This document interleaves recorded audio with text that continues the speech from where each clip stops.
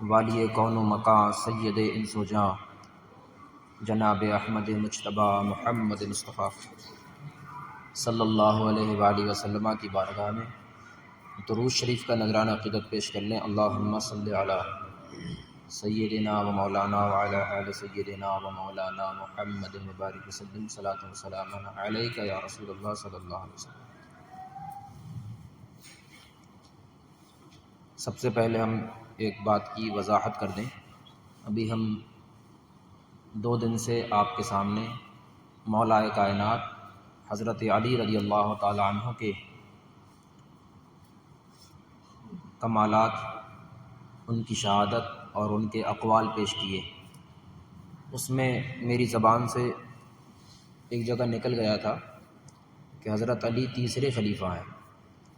اور آپ سب لوگوں نے سنا بھی، لیکن آپ میں سے کسی نے اس پر توجہ نہ دی۔ لیکن مدینہ شریف سے میرے پاس ریکارڈنگ آئی، ہمارے ایک احباب ہیں، انہوں نے اس بیان کو سنا تو انہوں نے کہا دھوکے سے آپ کی زبان سے، عقیدہ تو ہمارا یہ کہ حضرت علی 4تھے خلیفہ ہیں، لیکن آپ نے سب نے سنا لیکن اس پر توجہ نہیں دی کہ مدینہ شریف سے ایک ہمارے عم کریم ہیں، اور تو انہوں نے بتایا کہ وہ زبان سے نکل گیا تھا، تو میں اس پر رجوع کر رہا ہوں کہ حضرت علی 4تھے خلیفہ ہیں۔ آج کا ہمارا عنوان ہے ہر عورت کا تعلق 4 مردوں سے ہوتا ہے۔ جیسا کہ ہم نے بیان کو جب ہم بیوی بچوں عورتوں کے حقوق بیان کر رہے تھے، ہم نے جہاں اسے چھوڑا تھا، عورت کو بھی چاہیے کہ وہ 4 ہی مردوں کو اپنے حق میں بہتر جانے۔ سب سے پہلے جس کے یہاں وہ پیدا ہوئی، اس کا باپ اس کے حق میں سب سے بہتر ہے۔ اگر اسی باپ سے کوئی بھائی ہے تو اس کے حق میں وہ سب سے بہتر ہے۔ پھر اگر اس کی شادی ہو گئی تو اس کے حق میں اس کا شوہر سب سے بہتر ہے، اور شوہر سے اگر کوئی بیٹا اللہ نے عطا فرمایا تو اس کے حق میں وہ بیٹا سب سے بہتر ہے۔ جو عورت ان 4 کو اپنا رہنما بنائے گی اس کی عزت محفوظ رہے گی، اور جو عورت ان 4 میں سے کسی کو چھوڑ کر اگر 5ویں مرد کی طرف جائے گی تو وہ ان 4 کے لیے بھی ذلت کا سبب ہوگا اور اس عورت کے لیے بھی ذلت کا سبب ہوگا۔ اگر وہ بیٹی ہے تو پھر باپ کے لیے ذلت کا سبب، اگر بہن ہے تو بھائی کے لیے ذلت کا سبب، ماں ہے تو بیٹے کے لیے ذلت کا سبب۔ تو یہ 4 اس کے اصل رہنما ہیں۔ ان کے علاوہ 5ویں کی تلاش اور 5ویں کی تگ و دو میں رہنا اس کے لیے ذلت کا سبب بنتا ہے اور اس کی عزت کو خراب کرتا ہے۔ لیکن جب ایک مرد کا تعلق ان 4 عورتوں سے ہو تو قیامت کے دن عورتوں کو کھڑا کیا جائے گا۔ جب عورت کو جہنم کا حکم ہوگا، کیونکہ مرد تو عورتوں پر حاکم تھے، شوہر کی شکل میں بھی، باپ کی شکل میں بھی، بھائی کی شکل میں بھی، یہاں تک کہ جب بیٹا بڑا ہو جائے تو وہ بھی اگر پردے کے تعلق سے نصیحت کرنا چاہے تو ماں کو کر سکتا ہے، اس میں اس کی عزت کا سبب بنتا ہے، وہ کہہ سکتا ہے کیونکہ حکم شریعت ہے۔ تو جب قیامت کا دن ہوگا، ایک عورت کو جہنم کا حکم ہوگا، اس سے کہا جائے گا تو جہنم کی طرف جا، تو جہنم کا حکم ہوگا تو وہ عورت کہے گی اللہ میں تنہا جہنم میں نہیں جاؤں گی، میرے باپ کو بلایا جائے، میں تو جب بے پردہ رہی اس نے مجھے نصیحت نہیں کی، اس نے مجھ سے کبھی کہا ہی نہیں، میں تو غلط کاموں میں مصروف رہی، اس نے مجھے کبھی تنبیہ نہیں کی، میرے باپ کو بلایا جائے۔ اگر باپ نے نصیحت کی ہوگی، دھیان رکھو جتنے ہم نے حقوق بیان کیے ایک دوسرے پر،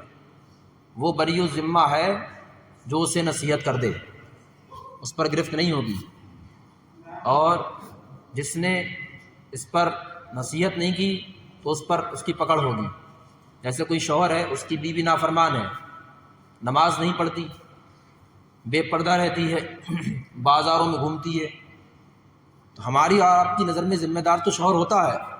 لیکن اگر شوہر نصیحت کر رہا ہے تو قیامت کے دن شوہر ذمہ دار نہیں ہوتا۔ وہ کہے گا اللہ میں نے تو اسے نصیحت کی تھی تیرے فرمان کے مطابق، لیکن یہ مانی نہیں۔ تو وہ جب ایک عورت کو جہنم کا حکم ہوگا تو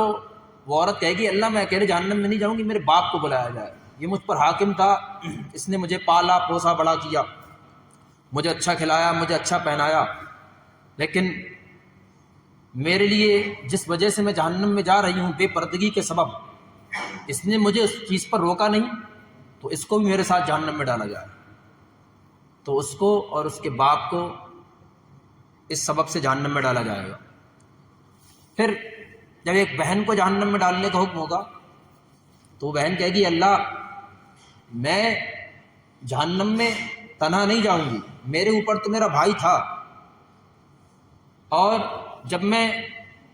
بے پردگی سے کے ساتھ رہتی اور میں کہیں جاتی تو اس نے مجھے روکنے کی کوشش نہیں کی، اسے معلوم تھا میں تو دنیا کی زندگی میں مصروف رہی، دنیا داری میں، اسے معلوم تھا میری عزت کا یہ پاسدار تھا، خود اس کی عزت بھی میری عزت سے سلامت تھی، لیکن اس نے مجھے نصیحت نہیں کی، لہٰذا میں تنہا جہنم میں نہیں جاؤں گی، میرے بھائی کو بھی جہنم میں ڈالا جائے، کیونکہ یہ اس پر حاکم ہے ایک لحاظ سے۔ پھر جب ایک بیوی کو جہنم کا حکم ہوگا تو بیوی کو جب جہنم میں ڈالا جائے گا تو بیوی کہے گی اللہ میرے شوہر کو بلایا جائے، یہ تو میرے اوپر ایسا حاکم تھا، اگر ایک کسی بھی کام کی دھمکی دے دیتا کہ تجھے میں چھوڑ دوں گا، یا تجھے مائکے جانے سے روک لیا جائے گا، یا فلاں رشتہ دار کے پاس جانے سے روک لیا جائے گا، تو میں تو ڈر جاتی، لیکن میں کیا کروں، اس نے تو مجھے خود سجایا، بازاروں میں پھرایا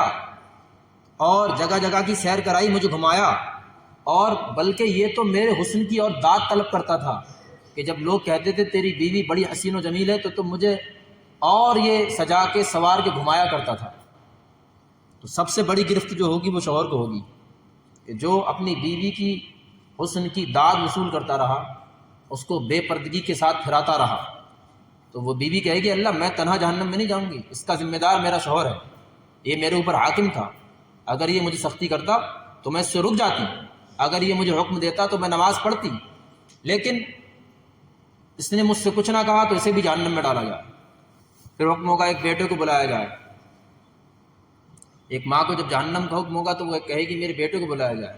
مائیں اپنی جان اپنے بیٹوں پر قربان کرتی ہیں، تو ظاہر سی بات ہے جس بیٹے کے لیے ابھی تک جو لڑکی جوان تھی وہ صبح کو نہیں اٹھتی تھی، اس کی شادی ہو گئی اب بھی نہیں اٹھتی تھی، لیکن اللہ نے جب اسے بیٹا عطا کر دیا تو وہ رات بھی جاگ کر گزارتی ہے، کبھی بچے کی خاطر صبح کو اٹھتی ہے، کبھی رات میں دیر سے سوتی ہے۔ یہ معاملات تھے، اتنی اس کی توجہ دی بچے پر، اس کی پرورش کی، بچہ بڑا ہو گیا، جوان ہوا لڑکا، اس نے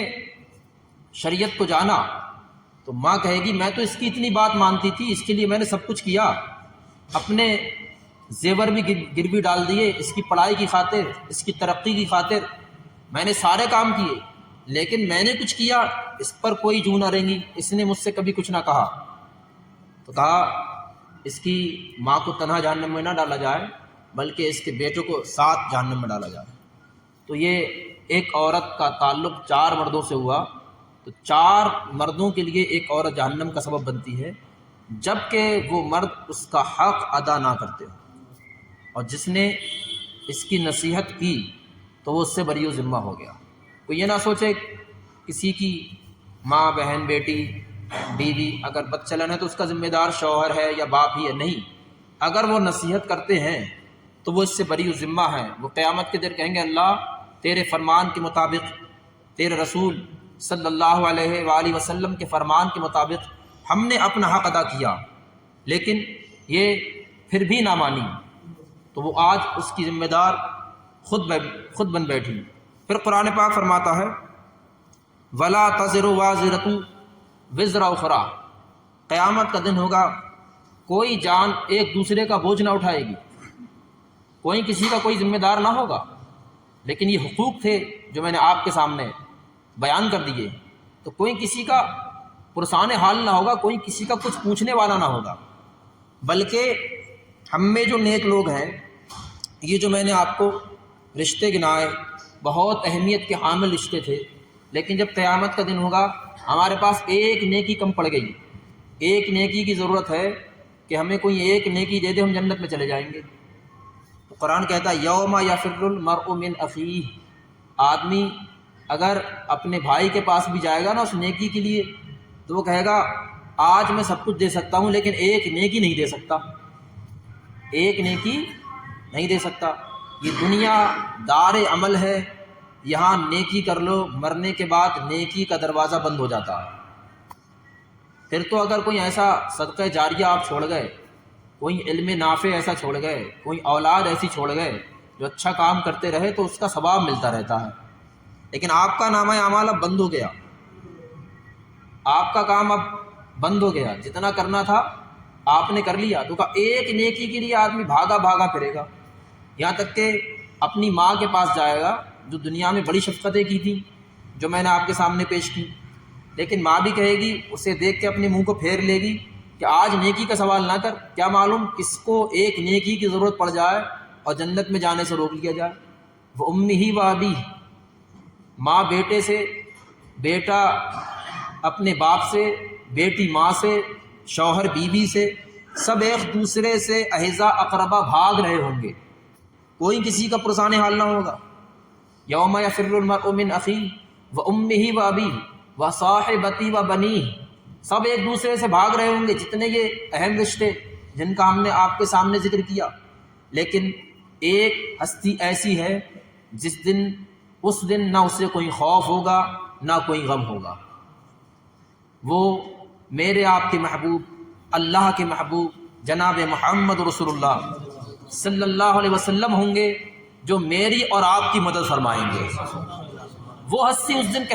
کہنے والی ہوگی، اگر کوئی تمہارے کام میں آنے والا ہے، سب نے تم سے کہا اذهبوا الی غیری، میرے علاوہ کہیں اور چلے جاؤ، لیکن حضور کی ذات ہے جو کہے گی انا لہا، آج میرے دامن میں آ جاؤ، آج دامن میں آ جاؤ، آج حضور علیہ السلام ہی کام آنے والے ہیں۔ تو بہتر یہ ہے کہ ہم جب مرنے کے بعد بھی انہی کی طرف ہمیں جانا ہے، تو بہتر ہے کہ رہتی زندگی میں ہم ان کے دامن میں آ جائیں۔ اسی لیے امام اہل سنت اعلیٰ حضرت فاضل بریلوی رضی اللہ تعالی عنہ فرماتے ہیں آج لے ان کی پناہ، آج مدد مانگ ان سے، آج لے ان کی پناہ، آج مدد مانگ ان سے، کل نہ مانیں گے قیامت میں اگر مان گیا۔ قیامت کے دن میں تو سب کو ماننا ہی ہے، ان کی شان یہ ہے کہ نہیں؟ انہیں جانا، انہیں مانا، نہ رکھا غیر سے کام، للہ الحمد میں دنیا سے مسلمان گیا، للہ الحمد میں دنیا سے مسلمان گیا۔ تو ایک دوسرے کے یہ حق ادا کرنا ہمارے اور آپ کے لیے بہت ضروری ہے۔ تو یہ تو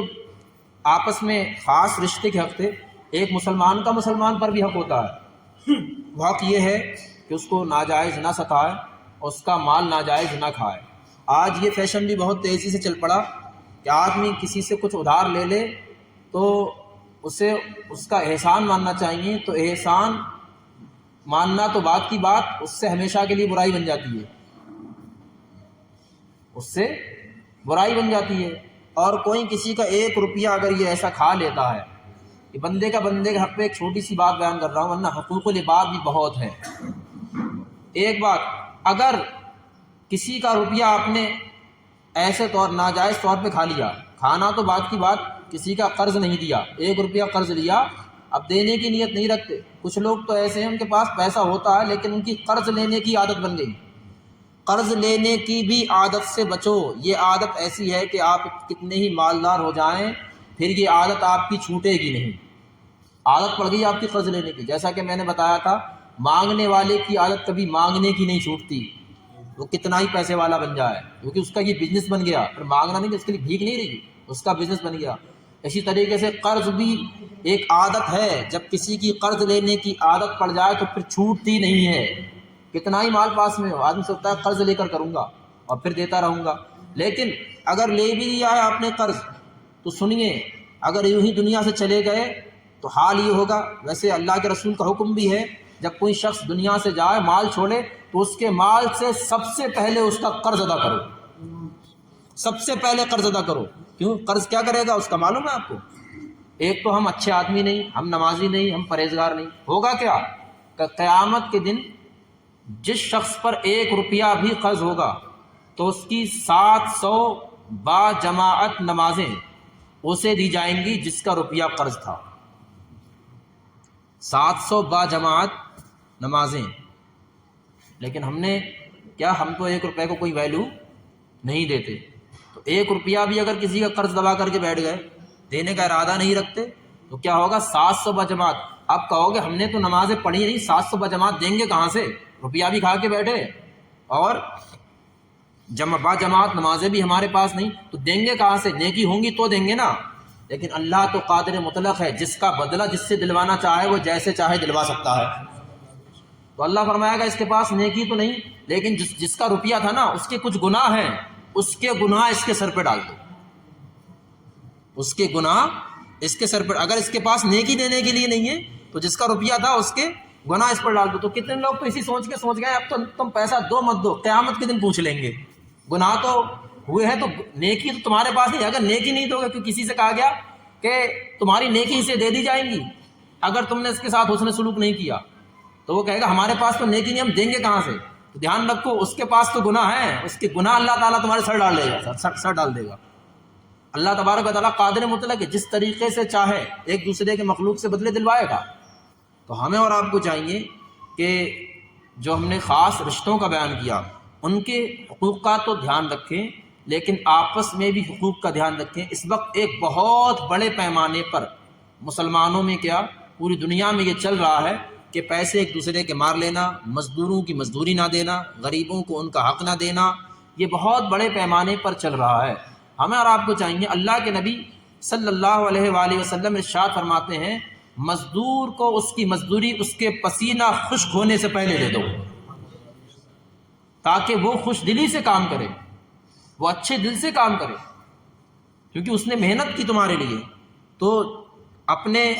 ماتحتوں کے جو نیچے کے لوگ ہوں، اوپر کے لوگ ہوں، سب کا حق یہ بنتا ہے کہ ایک دوسرے کے حق ادا کریں، کسی کا مال ایسے نہ کھائیں اور کسی کو بلا وجہ ایسے پریشان نہ کریں۔ تو یہ زیادہ تر چھوٹے بچوں میں تو نہیں ہوتا ہے، یہ زیادہ تر 30 سال کے بعد 40 سال کے بعد یہ ہم لوگوں کی عادت بن جاتی ہے۔ تو ان بری عادتوں سے اپنے آپ کو بچائیں، یہ قیامت کے دن بہت بڑا وبال بننے والا۔ یہاں تک کہ اگر کوئی شہید ہو جائے اللہ کی راہ میں اور اگر اس پر قرض ہے تو کہا اس کی قرض کی وجہ سے اسے جنت میں جانے سے روک لیا جائے گا۔ اس پر قرض تھا، اس وجہ سے اس شہید کو، ہوا تو تھا اللہ کی راہ میں شہید جنگ میں، لیکن قرض کی وجہ سے روک لیا گیا۔ پہلے اس قرض خواہ سے پوچھا جائے گا کیا حال ہے۔ تو قرض جن سے لیا ہے تو بہتر یہ ہے کہ دنیا میں رہتے ہوئے اسے ادا کر دیا جائے۔ اللہ کے نبی صلی اللہ علیہ وآلہ وسلم جب ماہ رمضان آنے والا ہوتا تو سرکار فرماتے، تم پر ایسا مہینہ آ رہا ہے ایسا برکتوں والا کہ جن جن کے حق ہیں ان کے حق ادا کر دو، ان کے حق ادا کر دو، لوگوں کے حق ادا کر دو۔ اللہ تبارک و تعالیٰ غفور الرحیم ہے، وہ اپنے حق معاف فرما دے گا، وہ غفور الرحیم ہے، اپنے حق معاف فرما دے گا۔ تو تم اپنے آپس میں ایک دوسرے کا حق معاف کرا لو۔ یہاں تک کہ اللہ کے نبی جو سائل ہوتے یا قیدی ہوتے کم درجے کے کمزور، ان کو حضور آزاد فرما دیتے، اور قیدیوں کے ساتھ بھی حضور فرماتے اس مہینے میں اچھا سلوک کیا جائے۔ تو اللہ کے نبی صلی اللہ علیہ وآلہ وسلم نے ہمیں بہترین اسلام دیا، ہم